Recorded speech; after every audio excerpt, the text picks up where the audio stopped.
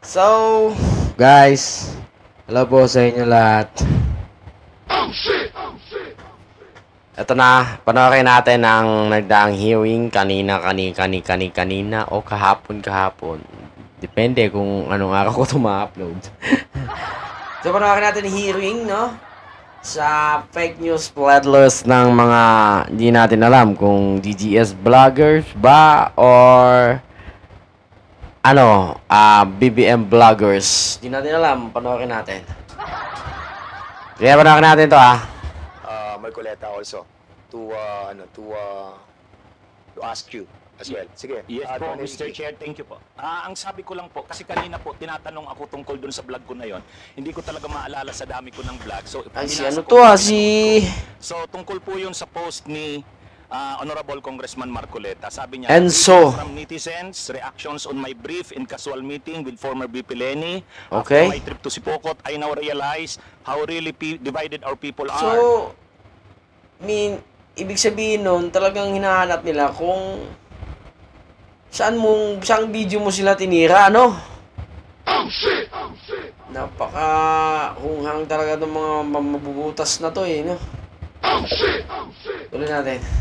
Reaching out to all our leaders can also be personal. Our ability to show our humanity beyond the realm of political. How else are we able to exemplify the true meaning of statesmanship if you refuse to extend your hand to all who wants to grasp it? I believe unity always begins with the handshake. Tapos may picture siya, kasama niya sa BBM, si Duterte, si Lenny, si Sara. Ang reaksyon ko doon, sabi ko, wag tayong padadala dun sa pakulo na yon at panlilang kasi sabi ko, ang totoong statesman Kaya naman pala paninindigan niya para sa bayan. Hindi ko nakita Binanatan mo si Marcoleta. ang mga paninindigan niya sa issue ay para sa bayan. So honest opinion ko po yun. Contempt yun ka po yun. ngayon. Hindi po ako doon, hindi po malicious yung yung intention ko.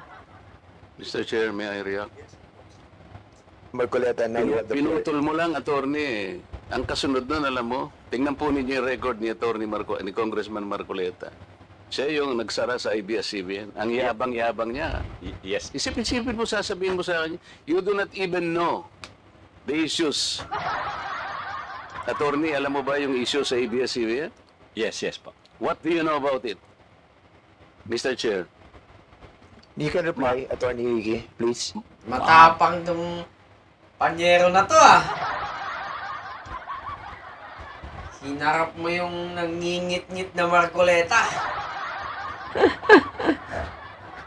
How I wish that you're not in a contempt. Ay. Ba po yung mga issues. Pero ang niratio pong issues doon, maraming hindi binabayaran na tax ang ABS-CBN, may mga properties na in-acquire na illegal yung pagkaka-acquire, hindi binabayaran ng mga workers.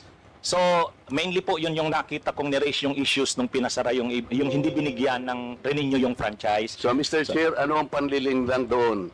Ni hindi mo alam yung Philippine Depositary Receipts, ni hindi mo alam yung corporate layering, ni hindi mo alam yung transfer pricing na ginamit nila para magkaroon tax evasion through Big Dipper. Ni hindi mo alam ang napakarami nun. Pagkatapos, magbibintang ka na, pakulo lang lahat ito, tako'y nanlilin lang. Ano ang Masama binibigay naman mo sa kasi followers yun, mo, mamen. Mr. Chair? Wala kang masabi na panlilin lang Ang sinasabi mo ngayon, opinion Pwede kang kumabi ng opinion. Attorney kung talagang attorney ka. Pero huwag kang mag-chat-chat na ako'y nandin lang ng mamamayan Pilipino. Nangingit-ngit na Marcoleta. Bakit mo sinagupa? Mainit ang ulo ni Marcoleta kasi wala siya sa survey. Wala siya sa panibagong survey. Tapos binakbakan mo pa si Marcoleta. Nagkapulbos ka dyan. Ka-Enzo Manalo. Enzo ba Manalo? Ka-Enzo. You want to reply, Attorney Ricky? Yes, Mr. Chair. Ayun, Okay, yun go po ahead. yung kaya ko po sinasabi na yung ako naninindigan na yung vlogging ko hindi po fake news kasi opinion ko po yun.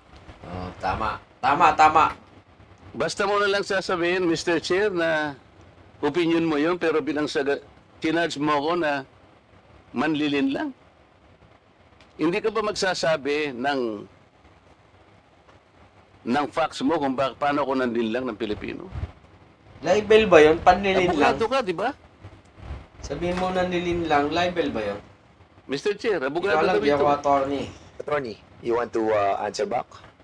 Again, Your Honor, yun na rin yung sinasabi kong concepts natin na ang mga public officials,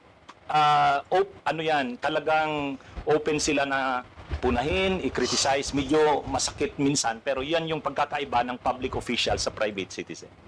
Mr. Chair, Tama! hindi ko nagkikriticize.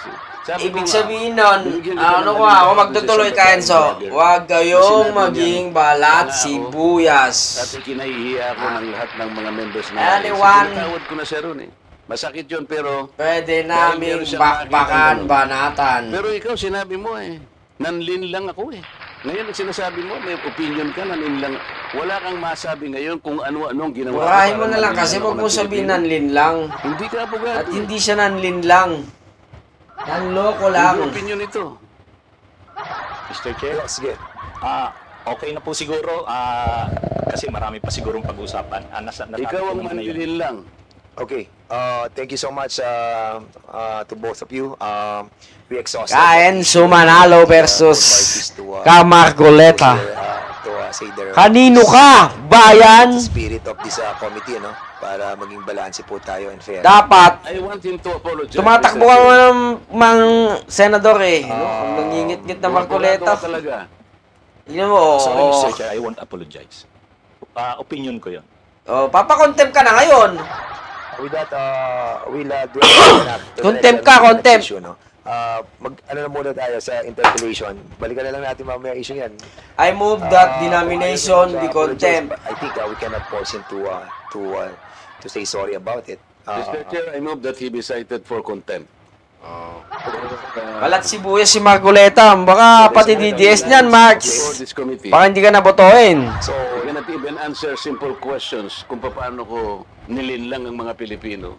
We cannot just let people, kahit na public figures tayo eh. I give him the chance. Balat sibuyas? Wala. Hindi ka pwedeng maging senador. Wild side with new Old Spice. Balat sibuyas ka eh. Hindi pwede. Ayaw, kung bubutuhin na pa kasi Marcoleta na balat sibuyas. Why not? Diba? Go ahead. Sa ating committee, there's a motion that was moved by Congressman Marcoleta to cite Attorney Ricky in contempt. Unfortunately,